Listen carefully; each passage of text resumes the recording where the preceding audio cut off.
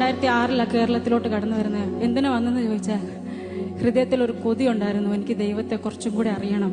ഞാൻ ജനിച്ചു വളർന്നു വന്ന സാഹചര്യത്തിൽ നമുക്ക് ലിമിറ്റേഷൻസ് ഉണ്ട്. പക്ഷെ എനിക്ക് എൻ്റെ മനസ്സിലൊരു ഹൃദയത്തിൽ ഒരു തോന്നൽ, എന്തോ അപ്പുറത്ത് എന്തോ ഉണ്ട്, കുറച്ചും കൂടെ എന്തോ അറിയാനുണ്ട്. ആരോ അറിയാതെ ഇപ്പോഴും എനിക്ക് ഓർമ്മയില്ല ആരാണെന്ന്.